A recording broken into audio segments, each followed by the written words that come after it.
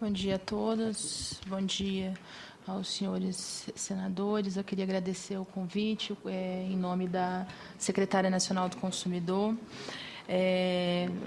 Reputamos grande importância ao tema e, portanto, agradecemos a oportunidade desse debate público.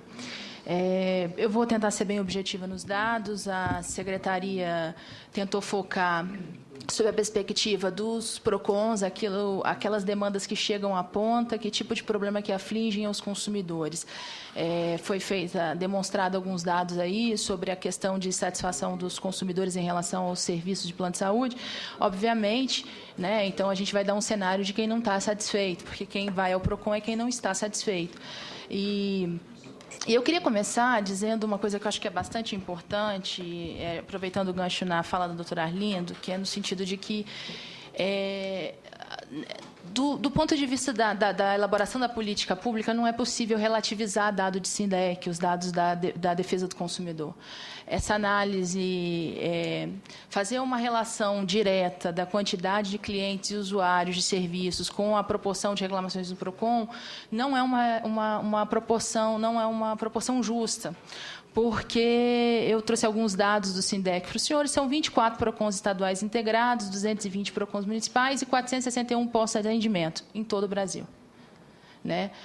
Nem nos nossos melhores sonhos a gente conseguiria comportar toda a demanda de problemas de consumo existente hoje, que vai de, enfim, problemas de telefonia, problemas de TV por assinatura, produtos, enfim, dentro dessa rede.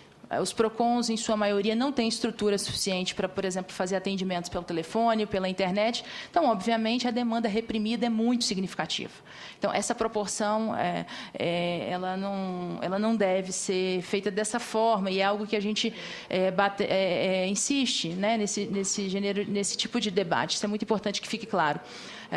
Por exemplo, as empresas de telefonia, que têm uma carteira enorme de clientes, por exemplo, não poderiam fazer também essa referência, ou os serviços, ou as instituições financeiras, guardar essa proporção com a carteira de clientes que eles têm com o número de reclamação.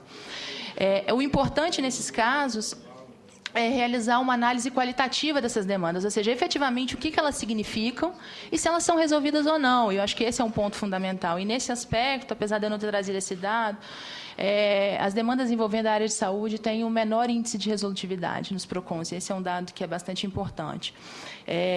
Outra questão que vem da percepção dos PROCONs, isso já foi mapeado em alguns estudos realizados pela Senacom, por meio de consultorias, é que, especialmente relacionados a termos de saúde suplementar, é comum que o consumidor vá direto ao Poder Judiciário. Em alguma medida, até que os PROCONs orientem dessa forma. Então, talvez os dados do Judiciário também sejam dados muito importantes. A representatividade das demandas envolvendo saúde suplementar no Judiciário. Pode passar, por favor? Aqui, falando rapidamente, o número total de atendimentos no período, e aí esses atendimentos, não só os processos administrativos, mas processos ou atendimentos preliminares, que é o que a gente chama de tentativas de composição das demandas mais rapidamente, como isso está dividido proporcionalmente. A gente tem mais de 70% das demandas envolvendo a área de saúde relacionadas a planos de saúde. Pode passar, por favor. Os principais problemas medidos a partir da ponta, ou seja, daquelas demandas que são registradas pelos PROCONs, dizem respeito às negativas de cobertura, de procedimentos, exames, eventualmente os problemas com reembolso, dificuldade na marcação de consultas, exames, procedimentos, os reajustes, e aí especialmente envolvendo reajustes de contratos coletivos a uma demanda significativa vindo desse segmento. Descumprimento à oferta, ou seja, descredenciamento, redução da rede credenciada, enfim, aquele consumidor, por exemplo, que contratou um plano de saúde na expectativa de ser atendido por um médico que lhe era caro, como o Bruno comentou, e aí, em algum momento, esse médico é descredenciado, um determinado hospital que ele acha que é importante na qualidade do serviço é descredenciado, e isso afeta diretamente a percepção que ele tem da qualidade daquele plano de saúde que ele acabou de contratar. Né? Problemas envolvendo a rescisão e alteração unilateral do contrato também são problemas bem significativos. Né? Sobre a questão dos reajustes e da rescisão do contrato, a gente traz a discussão principalmente dos contratos coletivos, né? Hoje sabe-se que a maior parte dos contratos de plano de saúde dizem respeito a contratos coletivos, e uma grande preocupação da defesa do consumidor é que muitos desses contratos são contratos pequenos, assim, com pouca representatividade. Por exemplo, contratos firmados em pequenas empresas ou, enfim, pequenos negócios que dizem respeito a 4, 5, 10 vidas, né? E que talvez apurar a variação de sinistralidade nesse pequeno grupo torne esse grupo tão ou, de repente, mais vulnerável do que o próprio consumidor individual e o usuário do contrato individual. Em boa parte das vezes, esse contratante ele não tem a noção desse cenário, ele não sabe que tipo de regramento, em que medida que está a desvantagem de aderir a um plano de saúde coletivo com este pequeno grupo, né? Enfim, pode passar, por favor? Em 2010, o antigo DPDC, o antigo não, né? O DPDC, que agora teve parte das atribuições encampada também pela Secretaria Nacional do Consumidor, tem uma ação chamada Escola Nacional de Defesa do Consumidor, que realiza eventos de educação, enfim, na área de defesa do consumidor, direcionados aos órgãos que compõem o Sistema Nacional de Defesa do Consumidor. E lá foram mapeadas algumas preocupações desses órgãos, né? Basicamente, aquilo que eles preocupavam, que achavam que devia ser tratado com prioridade na regulação. E aí, principalmente, a questão envolvendo os reajustes de contratos coletivos individuais, os individuais não regulamentados, né? Enfim, que muitas vezes ficam sujeitos a índices não muito claros ou, de alguma maneira, muito onerosos, previstos nos contratos firmados antes da regulação. E aí, de algum modo, tocante à questão dos contratos coletivos com pequenos grupos de pessoas, a Resolução Normativa 309 acabou vindo, de algum modo, diluindo de uma maneira talvez mais justa a questão do risco nesses pequenos grupos.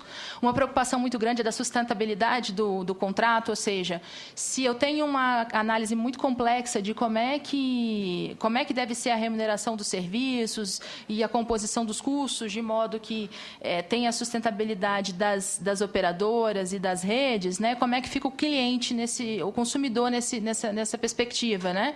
Enfim, é fato, à medida que envelhecemos, a sinistralidade aumenta e a renda diminui. Como é que equaliza-se isso?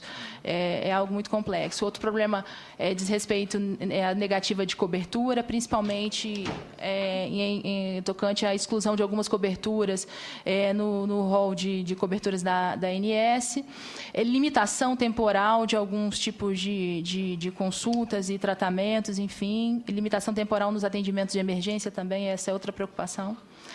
A diminuição da comercialização dos planos individuais, questão envolvendo quebra das operadoras, especialmente o desamparo dos usuários nessas situações, enfim, nem sempre há alienação da carteira e, em alguma medida, essas pessoas ficam desamparadas, né? As suas carências são perdidas, elas não são direcionadas, por exemplo, a outro plano, e isso é extremamente problemático, especialmente quando se trata de consumidor idoso, né?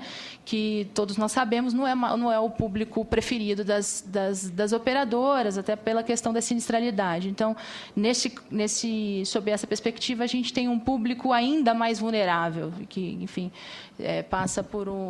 fica numa situação de extrema dificuldade nesse cenário de quebra da operadora. Pode passar, por favor. Enfim, outra preocupação diz respeito à regulamentação de reajuste e a rescisão unilateral nos contratos coletivos. A aplicação do CDC nos contratos antigos, isso para nós não há...